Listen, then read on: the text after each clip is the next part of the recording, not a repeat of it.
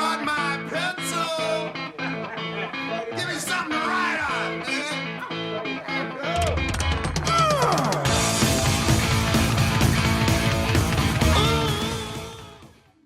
Hey everyone, welcome to the Meridian Learning and Development Hangout with our friends over at Fistful of Talent.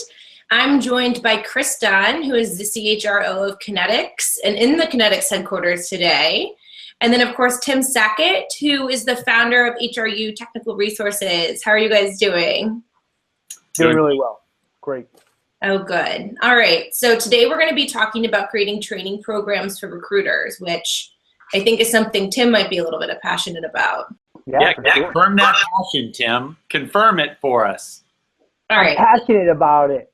About training recruiters.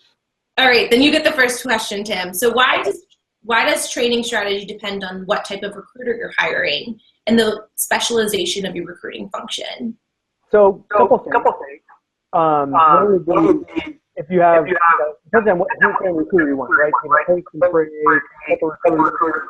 Do you have this hunter mentality where you're going to like really, get somebody out there to be a killer? Or conversely, kind of how do you set your desk up? Full desk, split desk? Are you doing sourcing and recruiting? So the strategy is really dependent upon what kind of recruiting organization you are. And it's one of the difficult things of why companies struggle to put a training program together for recruiters, because they try to take something off the shelf and then jam it in. And for the most part, it's designed for one way. What do you think, Katie? Yeah, I mean, I think you have this age-old question, like most people at staff, either an internal corporate recruiting function or an agency. It's like, are you trying to hire experienced recruiters or rookies that you're going to train up? And I don't think you can really have a game plan together until you understand what your strategy is. And Tim, I think you hire experienced people, but you also hire a lot of what we would call like rookies that you're going to train up, right? Green as grass, yeah. Literally, you have to explain what recruiting actually is to them when they come in, and we've had really good success with that. It takes us, we believe, they'll make placements in the first 30 days, but probably more like 90 days to 6 months before they really get their feet underneath them.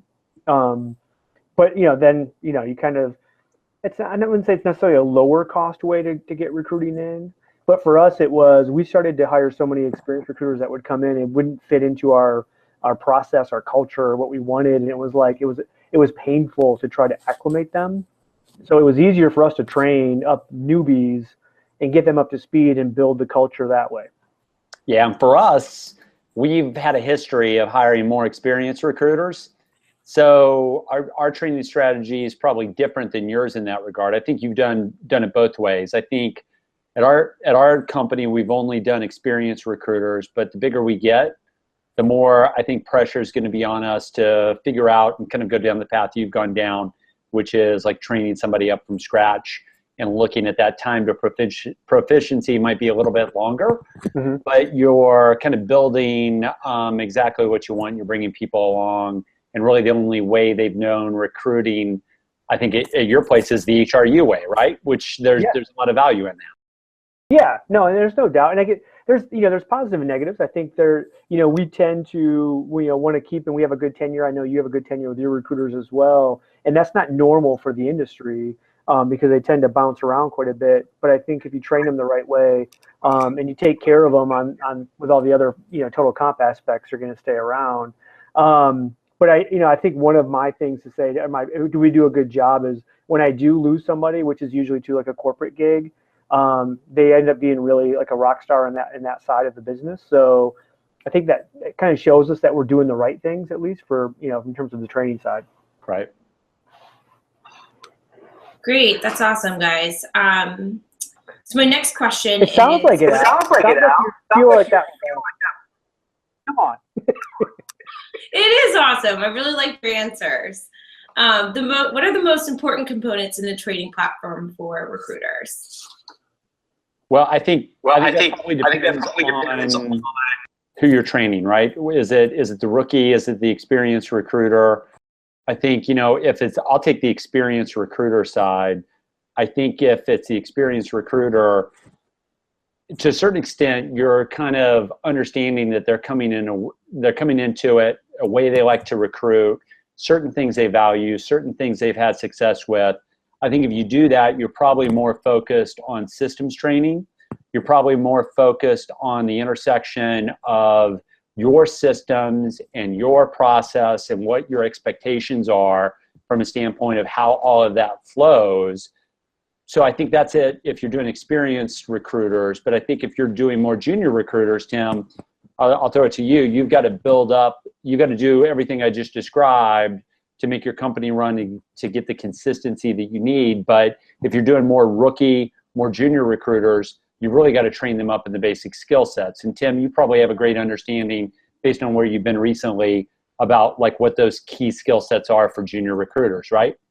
Yeah, well, and I think what we find is that, I mean, from a component standpoint, I need something that was self-paced, that was on demand, you know, because you're going to have some people that come in and just, you know, run with it right away. They want to be on the phone day two. You know, so how do you match a program that's going to be that way? Because originally, I think our first program when I came in 7 years ago, gosh, we had this 4-week long thing, and they were getting on the phone on day 13, and like, I mean, and you had people literally like falling asleep, like, you know, trying to get them through the entire process of getting them, you know, through the training. So we really wanted to go online, on demand, self, you know, and then self kind of paced, and then something that was measurable. So, hey, I'm going to teach you this, and how do I know they really got it? And so it's a testing component or a quizzing component within it. And ultimately, at the end, almost like a certification component to say, hey, we're going to go over a broad knowledge of these skill sets that we train. Now, what you'll find is a lot of those are going to be sourcing-based training. So, and again, that's a huge part of what we ask recruiters to do today is to source talent, find candidates online, and do all of those aspects. I think one of the hardest things to do, one of the bigger things that's missed is how do you teach people to actually talk and question candidates? And so, I mean, I label it, you know, probably sexistly, the jealous girlfriend. How do you teach somebody to be a jealous girlfriend, to question in that manner when something doesn't look right, right? You have that, hey, it looks like you left Google 3 months ago, you know, and you know, it's easy for someone to go, oh, yeah, I decided to look for something else. So you decided to go and look for a job, you know, without having a job. Like, that's just stupid, right? And no one would really decide to do that unless there was other issues at play. And how do you teach those new candidates to kind of question in that manner? You guys are hiring experienced people, Chris, so they kind of come in with that already. For us, we had to teach them all of that. And Tim, that's it's role playing, you know. Tim, do you ever, like, you know, the other thing, so you mentioned you've got these kind of like this base of sourcing expertise that you're trying to build with your training. Then you kind of described like interviewing skills on the phone. Yeah. I got to tell you, I have this vivid memory of my first recruiting position. Got this vivid memory of me picking up, I don't have a phone near me right now, because anyway, I've got this vivid memory of picking up the phone for the first time and totally freaking freezing. Like a deer in the headlights. Do you guys do anything for these junior recruiters to like tell them beyond interviewing skills, like what the components of a call like actually is? Because I didn't get any of that training, and I think that was a lot of why the first time, like, I vividly remember it. Of course, that's just like 5 years ago. I'm so young, but I vividly remember that. Do you guys do anything like that? I mean, like, what do you guys have for that? Well, I mean, again, depending on the individual, some individuals like actually want some scripting, right? And we tend not to. I don't ever want them to sound like they're read, so I tend to have them write their own script, because then it's coming from them in their language, and it's going to be more natural to them. They're not going to try to read something I put together and the wording doesn't make sense. Right. We do a lot of role playing where it's like, hey, I mean, literally, ring, ring. I'm the candidate. You come at me, and you know, you play good cop, bad cop. You know, somebody who's pissed off because it's the fifth person you know that's called them, you know, headhunter wise today, and try to get them all of that. At the end, I'd say, look, you're brand new. No one knows. When you call that first candidate and you freeze up, just hang up. Who cares? Like, there's another candidate. Like, I mean, and they just kind of look at you like, oh my gosh, like you can't, you know, like, look, you're gonna have bad, awful, terrible calls. Right. It's just going to happen. You're a recruiter, and you're going to have calls that it seems like it's the best call in the world. you can't get hung up on one call. And if, so if you feel like it's just going nowhere, just hang up. Right. And then if they call back, go, oh my gosh, somehow we got cut off. Like, like just don't keep going down and creating more wrecks as you go. Yeah, and I think like, one of the things a lot of people would introduce into training is this form of scripts, right? Yeah. That for a recruiter who's contacting a candidate, so let's say you've taken care of the sourcing side and you've trained them up on that, so they've got a good idea how to generate a pipeline of candidates to call in a position. And then, most recruiting organizations, especially if they're hiring more junior people, would have an idea that they wanted the script to go a certain way. What I love about what you said there, Tim, is you're always going to get better results if it sounds like it's Tim Sackett calling me, not Chris Dunn. Meaning, Chris Dunn's okay, by the way, but if you're Tim Sackett, you don't want to sound like Chris Dunn. You want to sound like Tim Sackett. So like, I'm a big believer, like you want to give them the bones of what needs to happen. Yep. And then you want them to kind of develop their own script about it, because that's what's going to seem the most authentic, and the most reasonable, and it's just going to sound like them. They'll get better results. They'll be more trustworthy. We've all had that call when there's a script, right? Yeah. Yeah, for sure. And that's awful. Okay. The last component I would have, Allison, is for me is I think you have to be able to tie that back to some kind of result. So because if your training does nothing besides just get people ready to recruit, and you don't look at it from a business standpoint, it's just a waste of money. I mean, you have to have some kind of tie there. So in an agency environment, it's easy because it's placements, it's profit, it's all these other things. In a corporate environment, again, I think there's a number of ways that you can measure that. But you have to have that tied to training. Yeah, when you guys bring up the cold calling and freezing, I've had experiences like that. I was never a recruiter, but early on in my career, I was in PR. And so I'd, pick up the phone and do the pitch, and I'd actually get a journalist on the phone, and then they'd ask me a question, and I'd be like, ah! Yeah. They never answer the phone, and now I've got them on the phone, and like I'm supposed to pass it off to someone who knows what they're talking about. I'm just kidding. I did know what I was talking about. Of course you did. You have that paralyzing moment. So moving on, if anyone who's watching this event live wants to ask any questions or has any comments, there's a chat section too. I believe it's on the right of your screen, and you can enter those there. So my next question is, how do you link training to ongoing coaching and performance management efforts?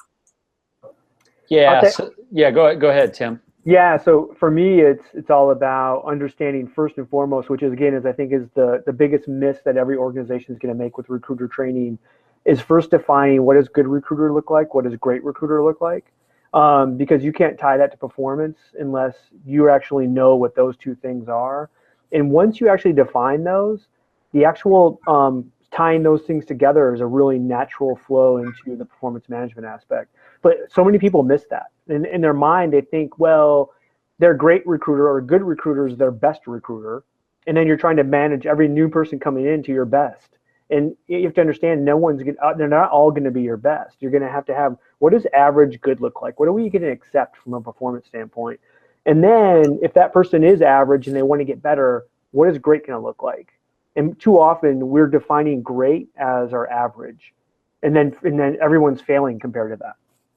Right. And the thing I would add to that is, like, from a coaching perspective, one of the things I think we do fairly well is if you look at a recruiter and they're carrying, let's say, 6 to 10 open positions, sometimes more in the agency environment. If they're carrying those positions, we look at the recruiting funnel. And, recruiting's a lot like sales, right? So we tend to look at the top end, kind of like raw applications, people who applied, people hopefully that you sourced and threw in there as the next level down. Then you look at things like phone screens, you look at interviews for the hiring manager that you're supporting as a recruiter. And typically speaking, you could look at any funnel, and this is where coaching comes in. You could look at any funnel and then look at the consistencies for a certain recruiter across multiple funnels and see where they're getting hung up. So for example, if someone has, positions, let's say they're more of a farmer than they are a hunter, what you would see is, assuming you have this coded the right way in your ATS, you would see the fact that they're really not adding candidates to the funnel. They're simply surviving off what the direct applies are based on the wide net that you cast. So clearly that shows that you've either got a lack of emphasis on sourcing, uniquely sourced candidates into each role, or the person's not very good at it. One or the other, it's the coach's responsibility who's managing that person to figure it out. Another example, Tim, and then I'll throw it to you for anything you want to add, would be that, hey, the funnel looks great until you get to the part where the hiring manager interviews your people. And then they don't like any of them.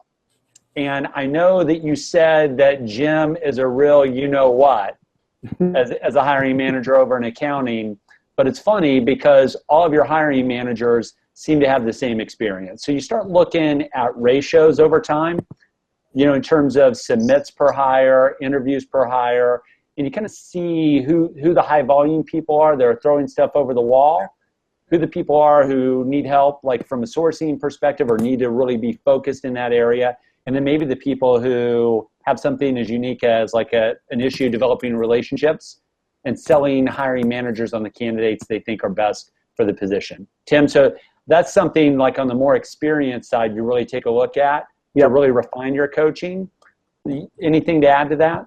Well, no, Kristen, I think you're right on. I think it's another struggle that a lot of organizations are going to have is they don't track metrics like you and I do with the funnel. And you have to have that if you really want to gauge performance and manage performance and tie that back to coaching.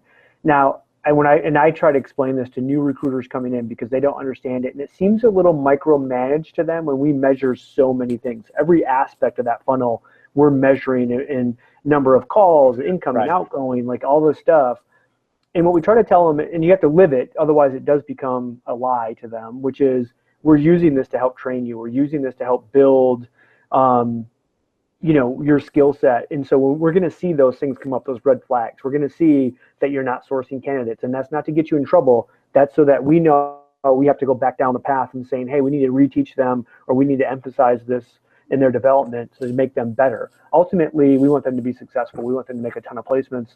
And all of those things kind of roll into one. And I think, again, if you're not measuring that stuff, it's hard to train and understand how your training is doing. So I have a question from the audience. Are you guys ready? We're ready. I think you guys will like this question. So Kat is asking, a lot of recruiters tell me that their hiring managers don't give them enough information about what they're looking for. They're busy and assume everyone knows what they know. Do you guys have any tips? Yeah, my biggest tip on that, like from a training perspective, is you'd probably want to introduce like a training module on what we call the intake call or the intake meeting. And you'd want to train your recruiters, and it may be a process tweak that you need to set the expectation among all of your recruiters and also your hiring executives, hiring managers, that you need at least a half hour of that hiring manager's time, and then you want to give them kind of a format, especially if you're less experienced people, to go in and ask questions, because you'll assume that you're more experienced than some of your recruiters are. You'll assume that they know what to ask. Everybody's got a different set of experiences. So I think the intake call, intake meeting, if you have the ability to go to face-to-face, is really important to ask all those questions and just get the hiring manager talking about what's most important to them. Tim, you have anything to add to that? No, I mean, Chris and I we've known each other for a long time, so we believe in that same kind of stuff. I do think I also will kind of make my recruiters do those intake meetings with the same hiring manager for the same position throughout the year. So even if they have to hire the same person 6 times, you're going to go and sit with that person 6 times, because you have to also figure out, why does this keep failing, or why, or what's wrong, or what do we need to change. You got to have those strategy talks with the hiring manager as well. And you only do that if you have those intake meetings. Yeah, and if you're presenting candidates, the other like opportunity, I'll put it in quotation marks, the other opportunity is if you can train your recruiters to take the results of that intake meeting and then play that back when they're presenting candidates to the hiring manager. You remind the hiring manager what they said, and you're naturally, I think, going to get a higher like acceptance rates of the candidates that you give them if you frame it in that way. Great advice, guys. Thank you so much. I'm glad I can put you on the spot. Okay, so one more question before we wrap up. Training, how can training in the right approach be viewed as an investment in career development for your recruiters? I'll let you go, Tim. Yeah, I mean, we just did a big investment this year with our recruiters, and at the end of it, they get certified, and that certification carries with them throughout, right? It's the one thing I tell every new person coming into us is, look, I don't know if we're going to like you. I don't know if you're going to like us. I don't know if you're going to suck at recruiting. You're going to be great at recruiting, but I'm going to teach you a skill that's transferable anywhere in the world in any industry. If you want to live in Florida, if you want to live in the Cayman Islands, it doesn't matter where you go. If you can recruit, you're going to have a job. And so it's an investment in them, in themselves, to get really good at it. And from the training aspect, they should look at it the same way. And if they don't, it's probably an indication to me that they're not really that excited about this as a career. Yeah, I just agree with Tim and say that, if you can position it as a portable skill and say that you're investing in them, even if it means that ultimately they're going to become so valuable that they leave you, that's the most powerful thing you can do in terms of like linking that investment in them to their career. I love that part. Great, guys. Thank you so much for joining us. I don't know if you guys have any last minute things you want to say. Nope, we're good. Go green. Yeah, go Sparty. I'll say that for Tim. He needs the help. I thought there might be a joke in there. Thank you, everyone, for watching. And next month, we have another installment of Learning and Development Hangout. But for now, take care. Thank you guys for joining us. Bye.